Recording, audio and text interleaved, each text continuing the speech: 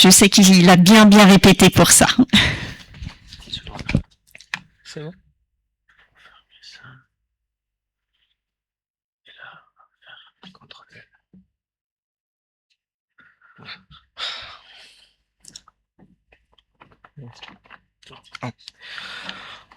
Bonjour à toutes, à toutes. Je m'appelle Nigam. Tout d'abord, veuillez m'excuser pour mon français. Aujourd'hui, je vous présente notre travail de research atelier suivi de concentration de lithium de long de côte et de côte de Européens. Les principaux objectifs de notre étude sont d'analyser les concentrations et lithium et les signatures isotopes delta-7 lithium le long d'écoute européen, identifier les apôtres possibilités atropiques de lithium et utiliser les signatures isotopes de lithium, évaluer les flux d'exopétier de lithium trouver 6 grands flux forcés sur une période 10 ans de 2040 à 2025. Tout d'abord, je vous présente la concentration pour notre résultat final, notre résultat final, les figures 5 présentent acétylum et lithium et les activités anthropogènes, notamment industrie de batteries lithium aux activités humaines. Les figures 6 conforment cette interprétation gaz signature delta-7 lithium, valeur plus flux de delta-7 lithium with the influence plus importance des sources anthropogènes. De notre étude, les valeurs de delta-7 lithium compressent entre 15,8 et 27,1 par mole, sujet de apôtre potentiel activité humaine. Les figures 7 représentent la concentration de lithium et la hypote lithium sur sodium de 6 grands flux forcés de 2014 et 2025. Les résultats montrent que la flux jaune présente l'augmentation significante de la concentration de lithium de cette période. En conclusion, les voleurs plus fluvier de delta-7 lithium, particulièrement 15,8 par mole et 25,1 par mole, indiquent une contribution possible des sources anthropogèniques. Les suivis des flux forcés sur 10 ans identifient des zones comme exploitation mesure de lithium avec un flux moyen de 2,4 kg km inverse 2. L'augmentation des hypotes lithium sur sodium identifie un use des hypotes des apôtres anthropogéniques de lithium. C'est le nécessaire de poursuivre les research of les différentes les sources de contamination et les zones vulnérables. Je vous remercie pour votre attention. Forgive me for pardon for my français. Thank you. Merci beaucoup.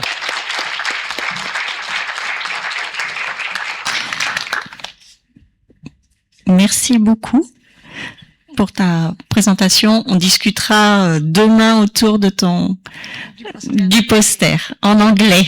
En tous les cas, merci d'avoir fait la présentation en français. Tu es en France, tu es bienvenue, mais on avait envie de t'entendre un peu parler français. Juste pour information, il est arrivé qu'au mois de septembre. Donc voilà, c'est un bel effort. Merci.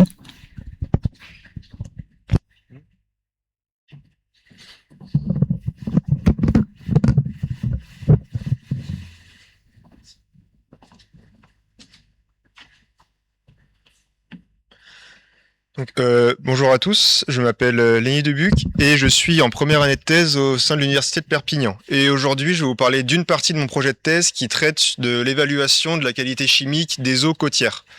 Cette qualité, elle est déjà évaluée en routine par plusieurs organismes publics et ces organismes, ils regardent une liste d'environ une centaine de polluants. C'est déjà très bien d'avoir ça parce que c'est des polluants qui sont pour la plupart assez préoccupants puisqu'ils sont dans ces listes de surveillance.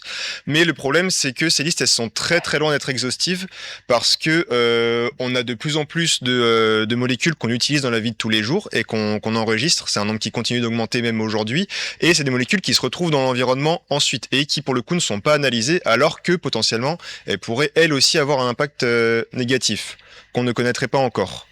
Et donc l'objectif de mon projet de thèse, c'est d'essayer de mener une analyse non ciblée, donc sans regarder une liste particulière de surveillance, pour déterminer quels polluants on peut retrouver ici au niveau des eaux côtières. Donc on regarde ici deux points différents qui sont au niveau de la région.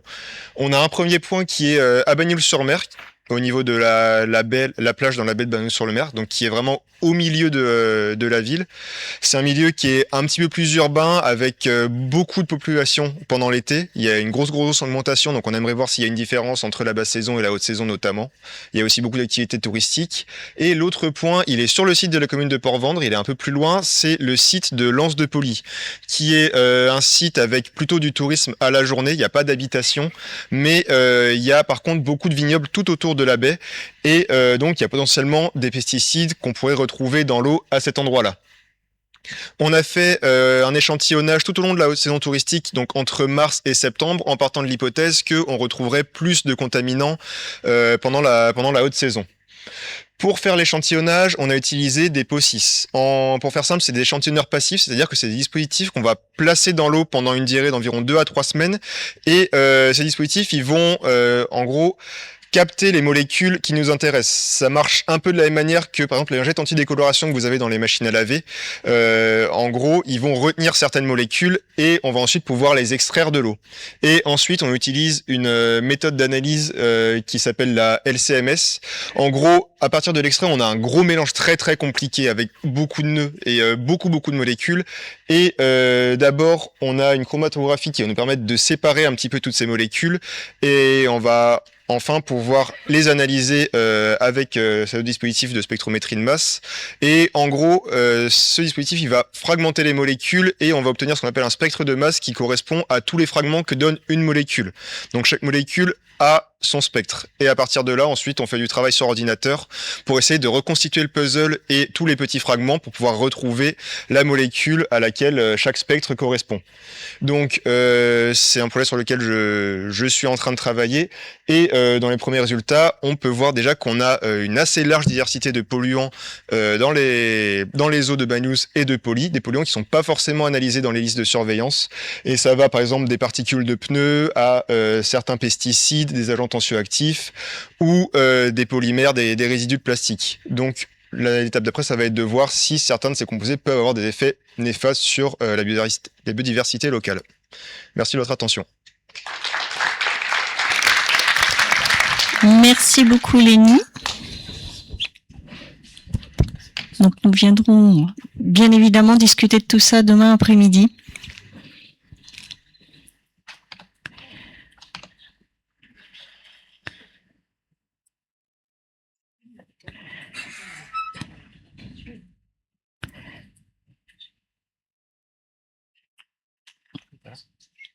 Ah bah si, c'est marqué.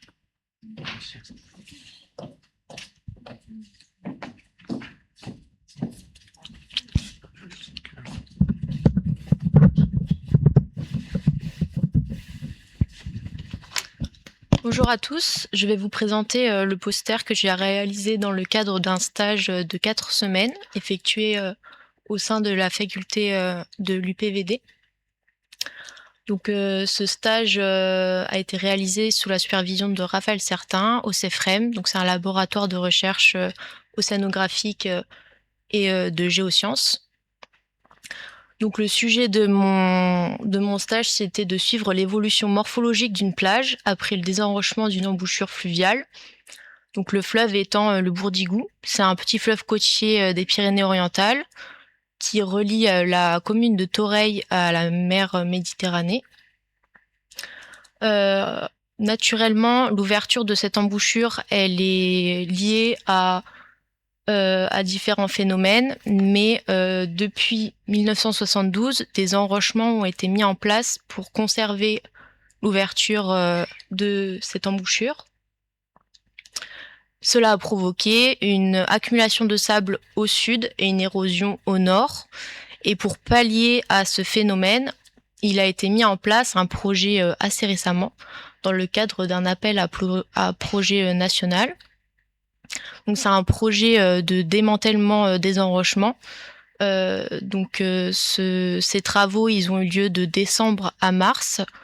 Et depuis du coup le début des travaux et en continuité, il va y avoir des levées de topographie, de bathymétrie et de traits de côte, ce qui permet d'évaluer la réponse morphologique de la plage émergée et immergée de l'embouchure du Bourdigou et donc en évaluer les effets à plus long terme.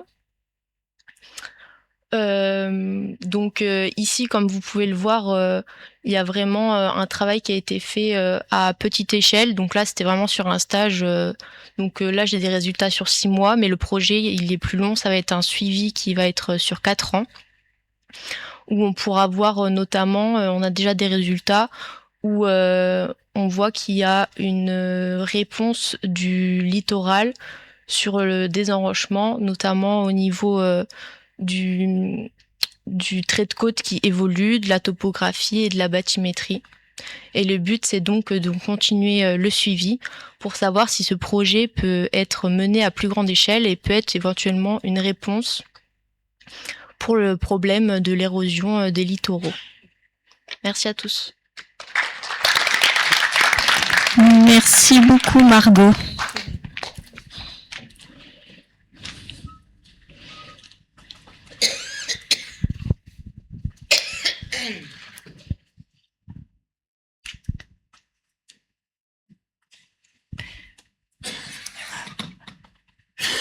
Alors, sur ce coup-là, nous allons avoir un duo entre Diego et Nora.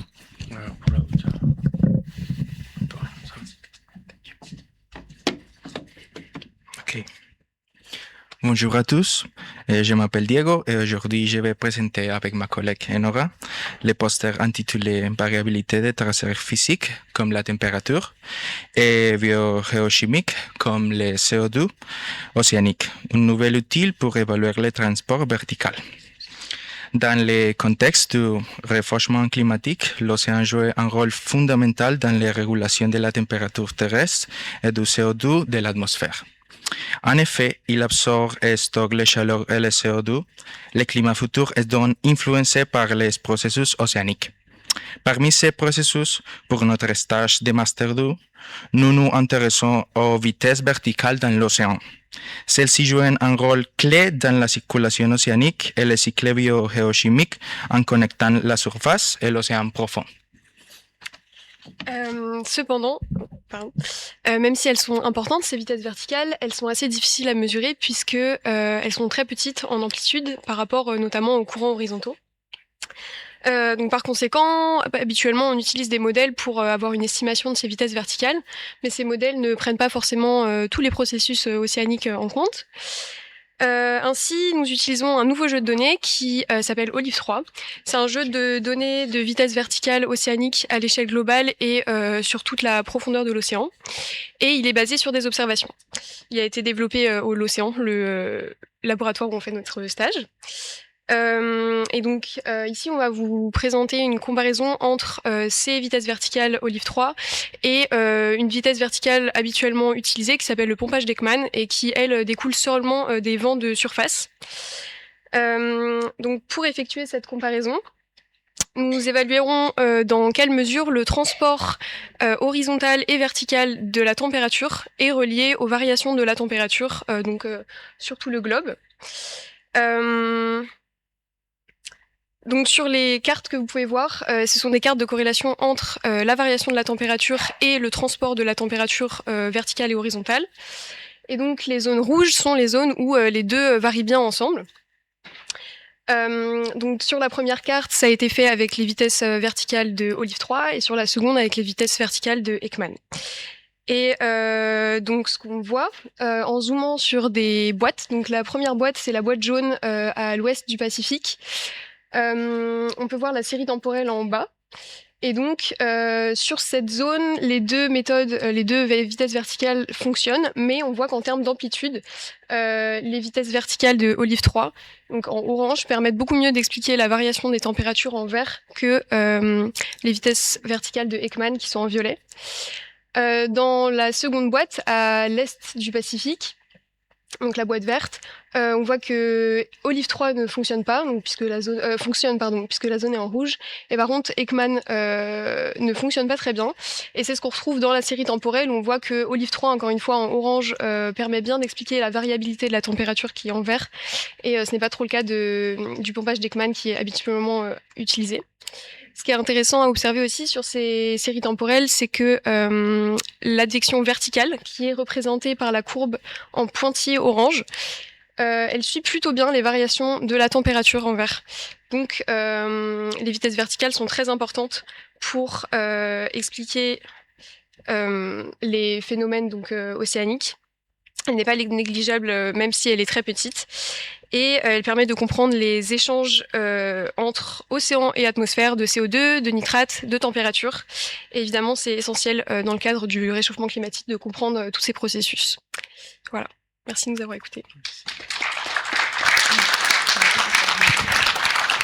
Merci beaucoup à tous les deux.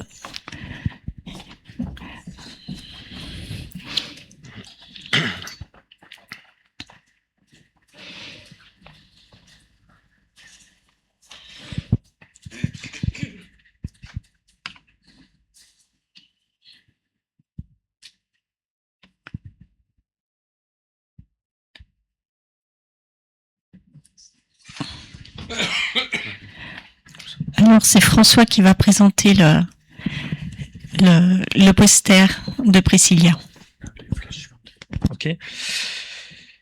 Alors bonsoir à tous. Donc je prétendrai pas avoir l'air d'un étudiant. Hein. Donc je représente ici ma postdoc Priscilla Lemezzo qui a développé ce travail d'adaptation d'un jeu qui s'appelle Climatic Tac et pour lequel elle avait déjà contribué à la création de ce jeu il y a une dizaine d'années pendant sa thèse. Et là, elle a fait une adaptation au milieu océanique. Et je vais vous en dire un petit peu plus.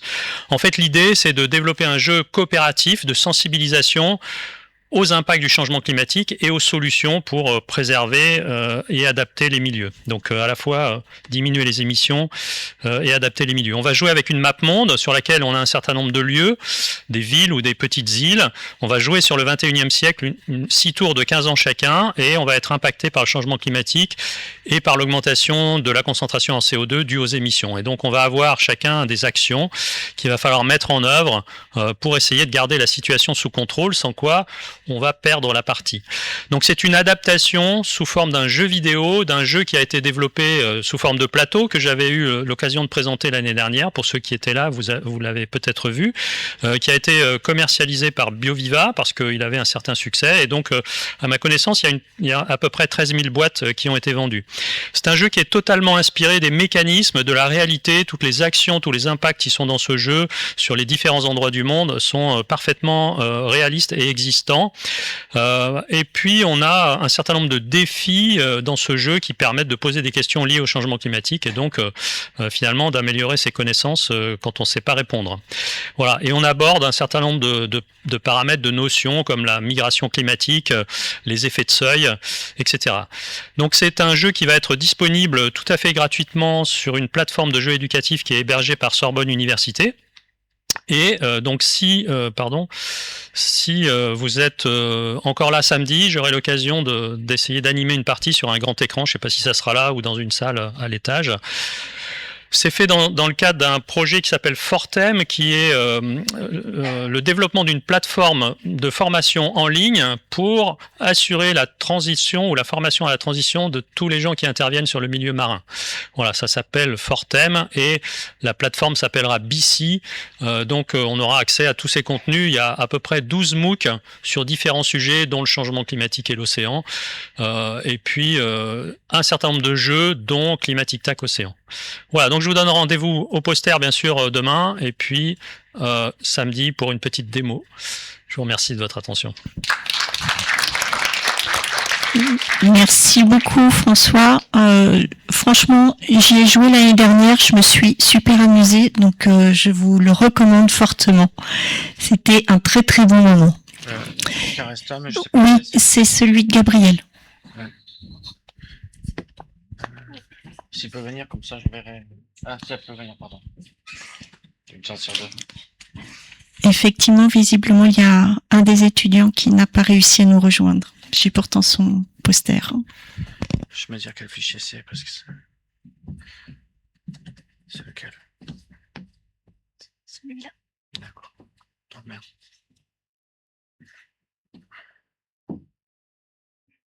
Ouais, ça va le micro là. Oui.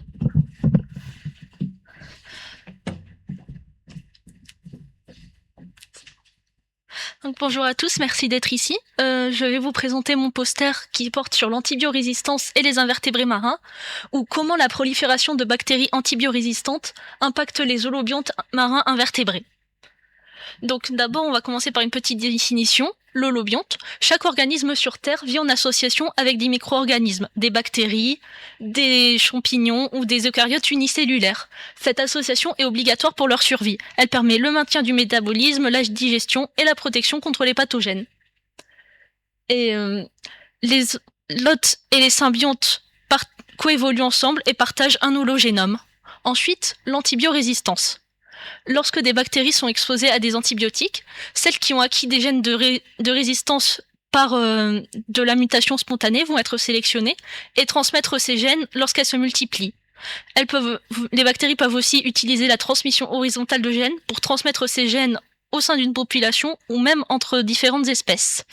Maintenant, on peut se demander quel est l'impact de l'antibiorésistance sur les holobiontes marins. Quand l'environnement est pollué par des antibiotiques, cela crée une pression de sélection sur le microbiote qui va mener à une dysbiose. Et cette dysbiose peut être aggravée par certains autres paramètres, comme l'augmentation des températures de l'eau, les microplastiques ou l'acidification des océans. Et une dysbiose dans le microbiote peut avoir des impacts néfastes sur l'hôte, comme par exemple la perte de certaines fonctions du corps ou une vulnérabilité face aux pathogènes. Et les invertébrés marins vont être particulièrement exposés à cette pollution parce qu'ils sont en plus étroite association avec leur environnement. Et aussi, les invertébrés marins reposent plus sur leur microbiote pour la réponse aux pathogènes. En effet, les invertébrés n'ont qu'une seule réponse immunitaire primaire, donc leur microbiote va les aider à mieux lutter contre les pathogènes qui les infectent. Et une dysbiose sur le long terme va pouvoir mener à des changements structuraux dans les communautés.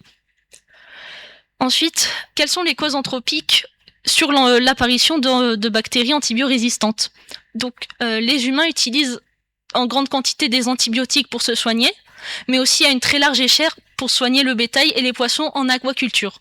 Donc, tous ces antibiotiques qui sont utilisés vont finir dans les eaux usées ou dans le ruissellement agricole, et vont ensuite s'accumuler et se diffuser dans la mer, où ils vont entraîner une pollution et impacter les organismes qui y vivent. Et en plus, on peut noter que l'augmentation des températures pourrait, selon certaines études, favoriser la croissance de certaines souches antibiorésistantes. Et enfin, quelles seraient les solutions que l'on pourrait mettre en place dans le futur pour contrer ça? Donc la première étape pour contrer l'apparition de bactéries antibiorésistantes, ça serait de diminuer l'utilisation d'antibiotiques, déjà en sensibilisant le public à leur utilisation correcte, mais également en diminuant l'élevage intensif qui consomme une grande quantité d'antibiotiques et qui en plus favorise la transmission de maladies entre individus.